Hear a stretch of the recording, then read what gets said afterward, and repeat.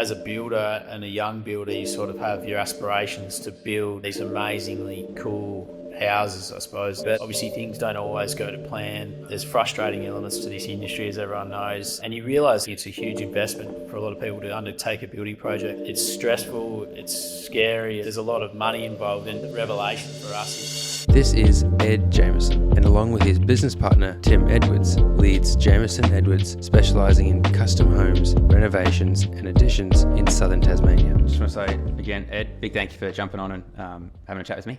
Jump straight into it. What are you guys doing? What are you doing today? And then we'll rewind the clock a bit. Yeah, so we're just a small building firm that focuses on residential building in Hobart, Tassie. Yeah. So we do reno extensions and new builds as well. A lot of smaller projects, a lot of just a good range of different projects in the residential space, all the way up to architectural new builds. So we're kind of quite broad. Yeah, perfect. I know we'll come back to that in a little bit, just because I know the chat we had the other day I found quite interesting in just some of the, I guess, the feedback you've been getting personally for yourself and the team and that. So you guys, so you and Tim, business partners, you're mostly, what's sort of your role and what is Tim's role for those listening? It's evolved over the years. So Tim and I started off, as two sole traders that teamed up, and then we were trading as a partnership, and then the business grew to a point that it is now.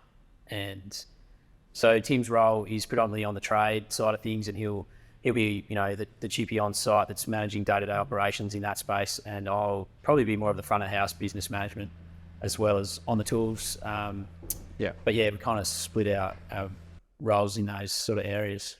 And how did you guys come across each other? And what was the catalyst for joining forces and starting Jamieson Edwards? We both worked at the same firm. So Tim did his apprenticeship. I think he was 2 or 3 years in front of me, and I was actually in Queensland and decided to come back. I'd finished uni. I wasn't really sure what I wanted to do. My dad was a builder, and he wasn't keen on the idea of me joining the trades, but I eventually just came home and decided to grab an apprenticeship, and I ended up being at the same firm that Tim was at. And so he was effectively my boss in a way. He was he was in front of me in his apprenticeship, so he would give me the orders. And not much has changed to this day, but and then we sort of, it was just a natural evolution. We sort of went our separate ways. We had different sort of stories and paths, and we led back to working together. We just ended up working as two sole traders, and just made sense to join up and sort of share that that workload. For sure. Yeah, I know as a business owner, definitely as a builder, even more so potentially, a lot of hats, a lot of different hats you guys have to wear. Out of curiosity, what were you studying at uni? I did a business degree at uni. It's just a general, general degree. So majored in marketing, ironically, and business management. So that's kind of where that skill set of running and being more of the business management side of things with JEs has stemmed from. And what, this is an area I didn't really realise from you. When you were busy studying, other than going back and doing carpentry, moving into building, what were some other thoughts or avenues that you had played with in your head about going down? Look, it was interesting. I had no idea, so hence just a business degree. I tried to keep it fairly broad. I had no real idea of which direction I wanted to go. So I was always involved in building. My dad was a builder, and I'd always work with Dad. I'd work on school holidays, or I was always going to building sites and working with him. He taught me a lot of what I know. So there was always that foundation of the trade sort of, it was a bit ingrained in me. But I think I was exploring marketing. At one point I toyed with marine biology. I love the ocean and the water and surfing. So there was all sorts of ideas flowing through my mind. And I just fell into building. It was something that I took a break from Tassie and moved away, and I ran into some people who were in the trades, and it just sounded great and sounded interesting and fun, and they're outdoors working with their mates. And so I came home and made the move and haven't really looked back. And why do you think it is that you love it so much, or what were you attracted to so much to get back into? Like you see being outdoors and that, but what else? Where does that love come from, you think? I think the passion comes, I guess I've grown up seeing Dad build. I'm quite a functional, practical person, so I like that you can work and build something with your hands. You can stand back and look at what you achieve and build. It's pretty tangible, I suppose, so you can, something to be, that you can craft and build and make and be pretty proud of. I like that aspect of it. I think that's kind of what drew me in. I was always, I didn't love school. I didn't love studying and writing essays and things like that. And I always liked to be outside and work with my hands. So I think that's, in a nutshell, that's kind of where it stemmed from. And it's definitely evolved from there. And I'm more and more off the tools these days. But yeah, there's that real, I think, a sense of pride from being able to build something and even just fix something. You can you have a different way of looking at it and understanding how things go together.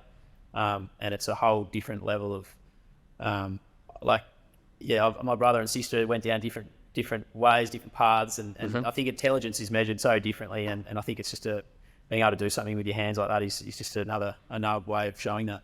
Yeah, that's something that we're often pretty envious of, builders that we work with. Just like you guys, you get to see those plans and then build something physical that comes out of the ground and it's going to stand there, for some of the guys that are depending on what they're building, but it's going to stand there for a very long time and be generational. And that's just, that's really cool, I think. Yeah, it's cool to drive down the street and be like, oh, I built that house or I did that, it's like... Yeah, you guys have done some pretty cool projects. I know one of the standouts for me was I forget the name of it, but the one up there in the snow, that classic photo I've seen of a project you guys did, the sort of barn style or modern sort of timber exterior cladding. Tell us a bit about that project. What do you find most enjoyable about that project? Yeah, that's our Arthur's Lake project. So that was our first, I guess, experience into fully off-grid. So the power's all solar and stored batteries. It was, I think, the biggest challenge around that job was the logistics. So whilst it might not seem far from a main perspective, it was about nearly 2 hours from Hobart. So it was a bit of travel.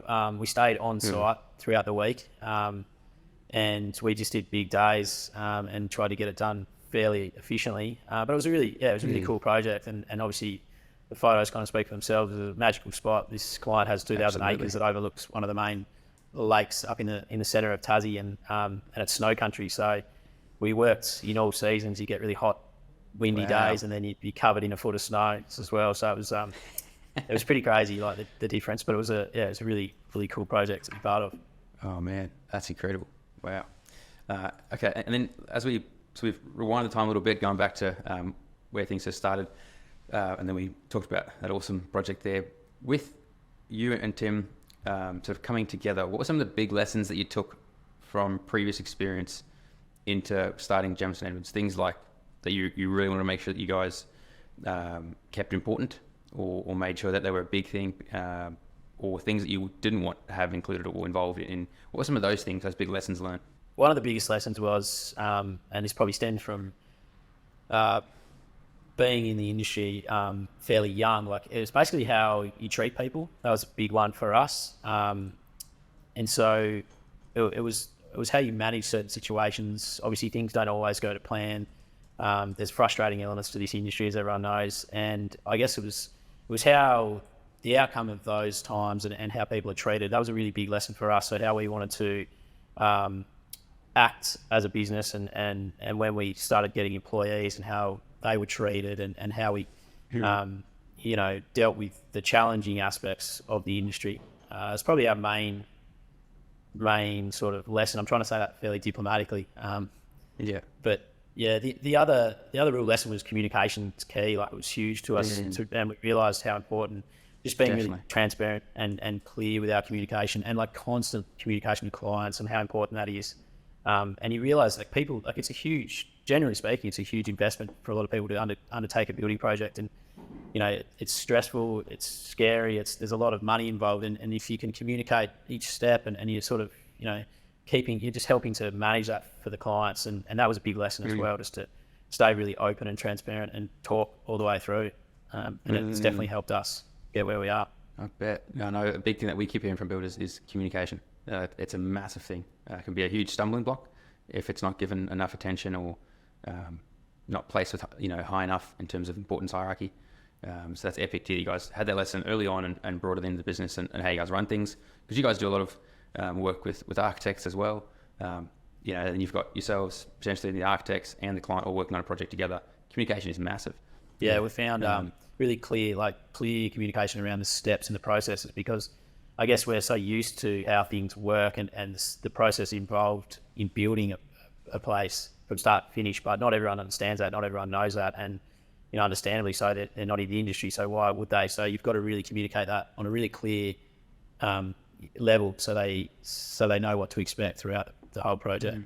Yeah, that in terms of, I want to dive into that more in terms of the journey. I know one thing, like we're being massive on journey, getting really clear on what that looks like.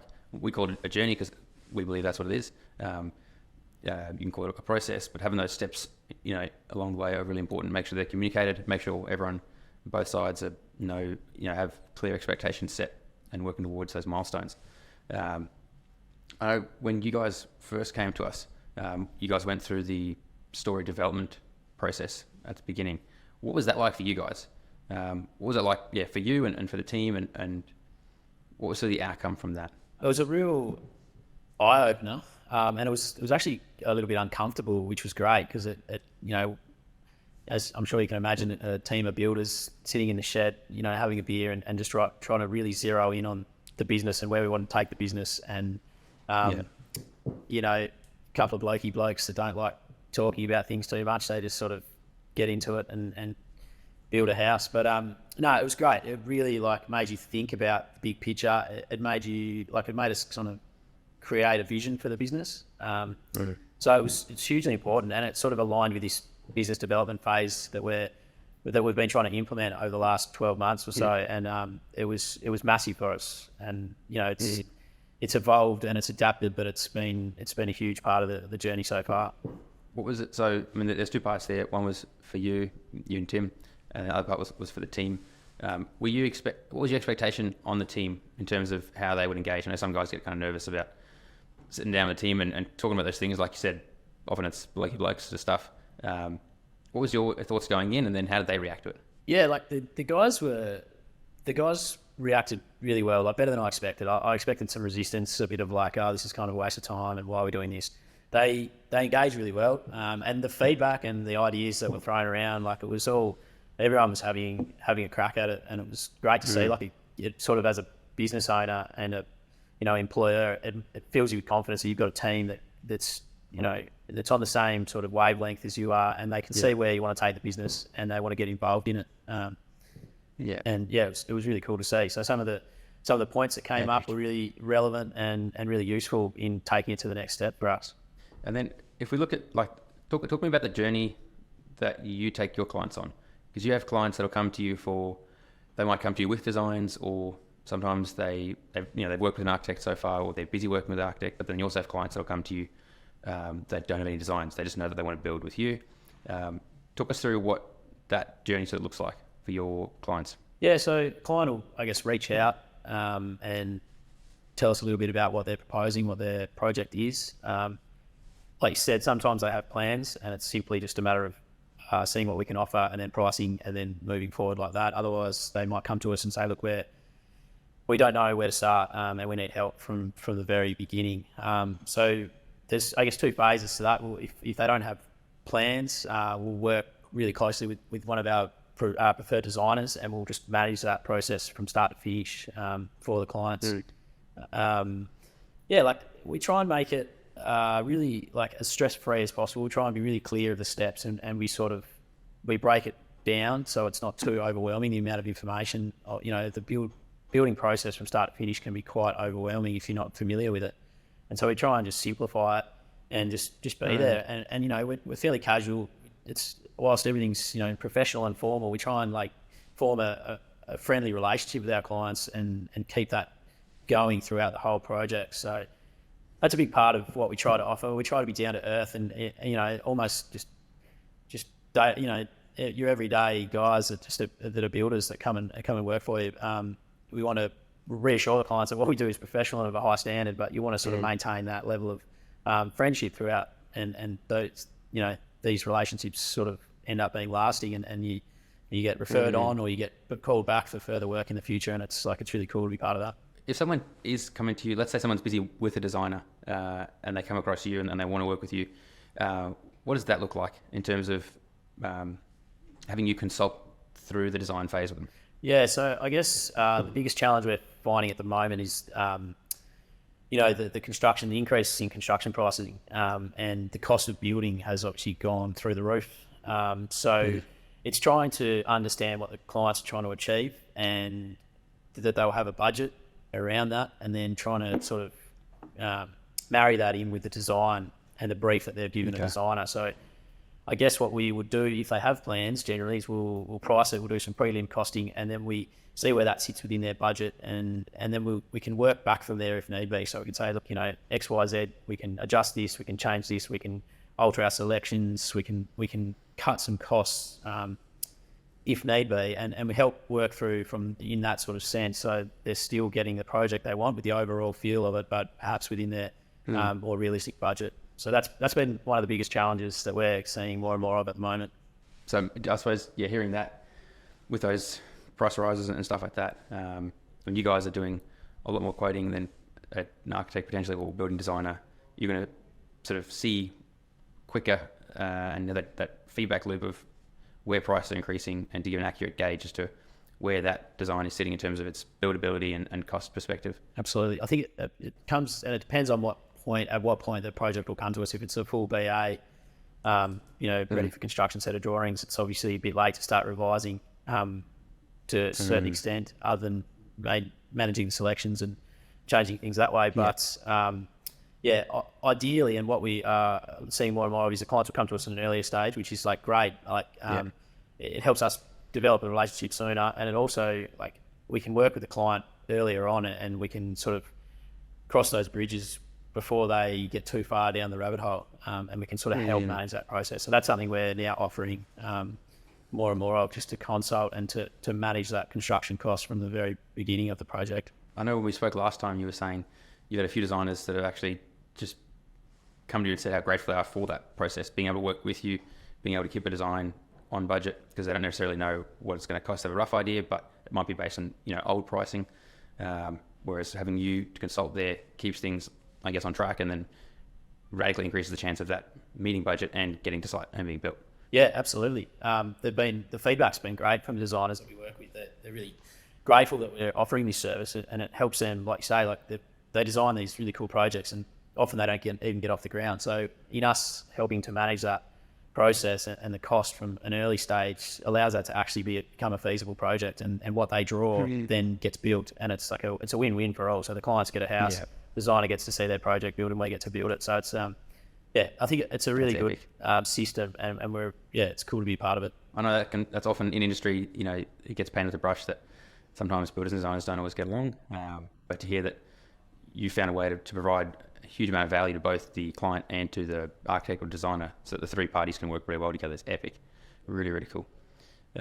One thing that I wanted to dive into as well on today's chat was, when we spoke last time, you talked about a really cool epiphany that you kind of had of late, in terms of, well, I don't want to put words in your mouth, but what were some of the projects that you've done, that you've been gunning after? What is some of the stuff and some of the clients you've been helping recently? And I guess, what is that epiphany, and how has it affected you, the team, the business, and that sort of thing? As a builder and a young builder, you sort of have your aspirations to build, these amazingly cool houses, I suppose.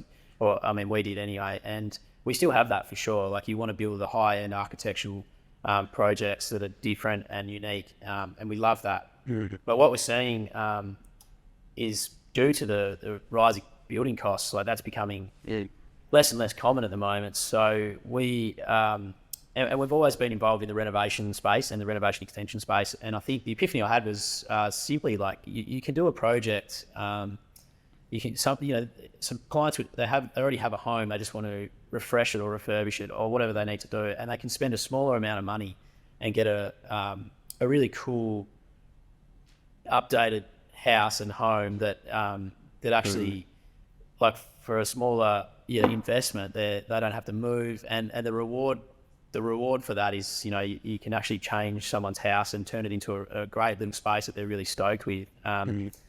And, so we had this aspiration to go down this path of building, all these high-end architectural houses. And now we've adjusted, and this is also market relevant. So it's just what's out there at the moment, see more and more of it. But we find it really, really rewarding that we can impact a client's life without having to get them to spend, $1 million+ dollars. We can come in and do a renovation to their house and even something as simple as adding another bathroom.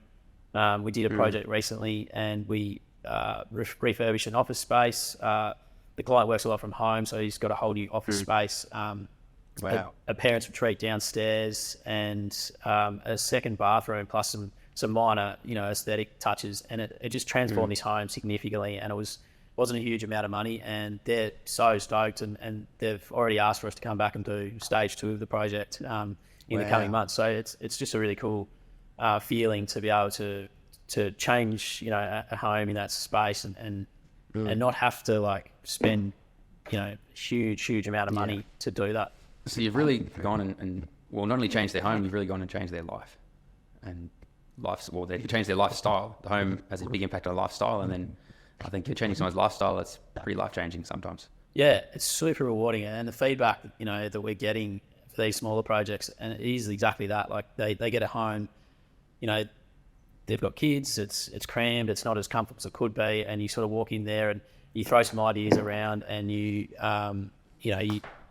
transform a space to meet their needs, and it really does change their lives. So it's been an epic, I guess, revelation for us in that rather than pursue these high-end architectural homes all the time, you can actually have a real rewarding transformation in the smaller projects as well. So it's been cool to sort of realise that. And what's been the team's experience? Do they get a glimpse of that transformation? Do you share that feedback with them? Yeah, absolutely. And I think the clients are really open to sharing that as well. So you can just sense how stoked the clients are. A couple of projects that we finished towards the end of last year in particular, the feedback from the clients was really epic, and the boys are all part of that. So they're the ones that are there every day, and they're seeing the transformation actually happen and bringing the transformation to life. And you can sense the gratitude from the clients, and they're all part of that. So it's really good for them as well. Ed, one thing I wanted to actually dive into a bit further with you, you mentioned a couple of times, and we discussed it a little bit earlier, but that design sort of consult service that you guys offer, where you guys work with the architects or building designers and the clients through that early stages to sort of help value manage that process. Talk to me a bit more about that to help. Let's say I'm going to be looking at, I'm going to start, I want to build a house. I want to, either go talk to a designer or come to you. What does that process look like? And what some of the really key takeaways I should be listening to you for when it comes to why I should be working collaboratively with you and a designer? Yeah, so our client will approach us, and it's generally through the BizVio marketing, so we'll get a lead through that, and they'll explain their project, and they haven't had any experience within the industry before, so they sort of ask what's the next step. So what we're now offering is to basically collaborate with a designer and the client from the very start. We'll offer basically management of a concept design, which we then provide some prelim costing for, and we'll sit down, work out a brief, we'll get a concept design to them and price that, and that allows them to just check if it's within their budget before they go further and spend more and more money with the designer and the relevant fees. That's important. Yeah. And then just getting on board early, whilst it initially might come across as a bit of a sales pitch for us as the builders, we just see the efficiency of the project. We can manage the time and control the time element of the design phase a bit better when it's a builder managed service. We can have some control over the budget and making sure that the design meets that budget. And then at the end of the day, the project is actually completed. So that's the ultimate goal. It is a collaboration, and it's something that we're trying to get more and more involved with, and work with everyone within that industry to just get it done. So, the biggest problem we're seeing at the moment is clients coming to us with plans. We price those plans against other builders, and the quotes are just too much, and then they don't do it. So what we're hoping to achieve is even though they're getting eliminate that. Several pricing that all of those, let's say, goes to tender. Which isn't always the best way to go about doing it. But let's say it does. Consistently, those prices are above what their expectation was. Is that what you're saying? Yeah, absolutely. Yeah. Okay. And I think, I think the designers are they do their job. They do a really good job. They follow a brief, and clients often get a bit, they can get excited. They can say, let's do this. And then the designers include that into the design, and but the costs then get a bit carried away. And that's what we're seeing more of. Okay. So it's about trying to get involved early and just sort of set a bit of a baseline and then work to that the whole way through. Yeah, what's been some of the feedback both from, let's say, clients and from designers so far with that model? Yeah, well, I think we're about to sign our third or fourth prelim contracts to manage that design phase like this month. So it's definitely being really well received. Clients love it because they're just like, right, I don't know what to do. I'm not familiar with this process. I don't know where to start. I have no idea what's going to cost. Yeah, and you can sort of spell it out for them. You walk through the whole process with them, and you can be there to guide them along the way. And they're stoked. They love it. So it's been really well received. And what it does is help us sort of schedule projects. We can, build this pipeline of projects in the coming years. And these guys are really happy with that. And designers as well, the feedback's been unreal. They're like, we love it. We want to work with builders because they do their thing. They're really, really good at it. But pricing, because they're not doing that on a frequent basis, they're not that familiar with it perhaps. And so they don't need to worry about that element. We'll help manage that as well. So it's just a really cool way to, just get a project off the ground and everyone sort of wins. Everyone wins. Yeah, man, I love that. That is super exciting. And to hear that it's being so well received by all of those involved, is epic and just exciting for the future, for what's to come, for those in your community, in your area that are wanting to be doing projects, to know that there's someone like you that they can reach out to have help from the beginning, rather than, like you said, going down the track and then getting a surprise in terms of what they're gone down the trail of designing, and it's not, they can't make it happen, essentially.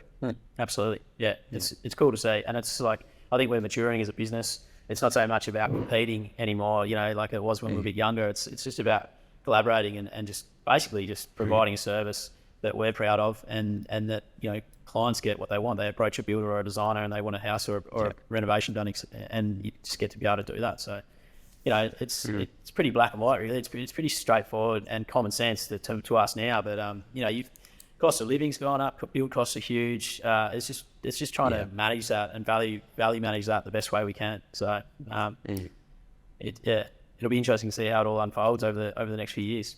Absolutely, definitely. I know there's a little meme that we came across and we've sent it out to a lot of our guys, especially those in Canberra and that ACT, because the video comes from there, but it's from like the ABC interviewing Canberrians back in I want to say the 50s, 60s, and they've come out of it looks like a big property sale where there've been multiple lots being sold in one venue, and people coming out going, oh, did you buy land? And someone's like, yeah, we bought land, happy with how it went, and we think we got a good price. And it's like an acre for like $3,000, and it's like, oh man. And then the next person comes out and they ask them, did you buy any land? And it's like, oh no, it's a bit too expensive. We're going to wait till the pricing comes down. And unfortunately, it doesn't do that. It doesn't come down.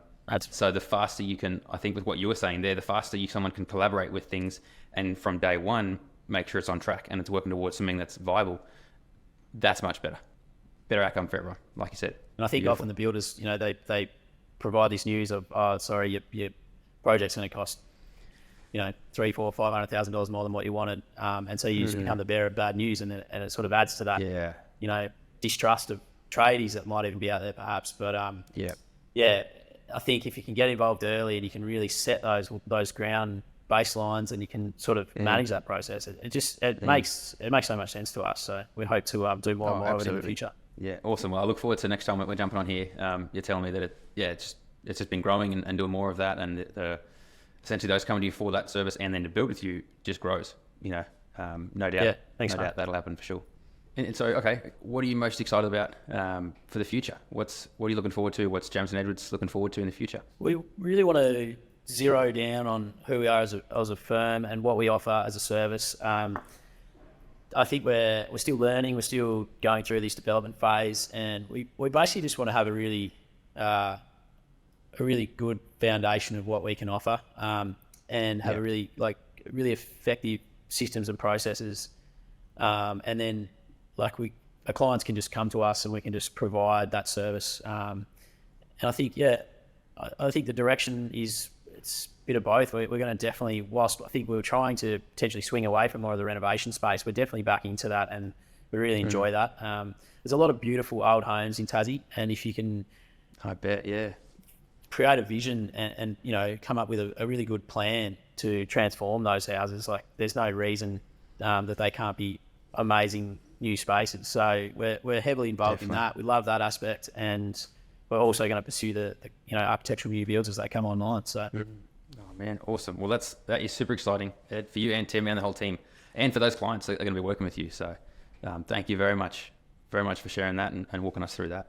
yeah, thank you. Yeah, thanks for your time today, and thanks for sharing. Thanks for being open. Yeah, cheers, mate. Thanks for having me. Appreciate it.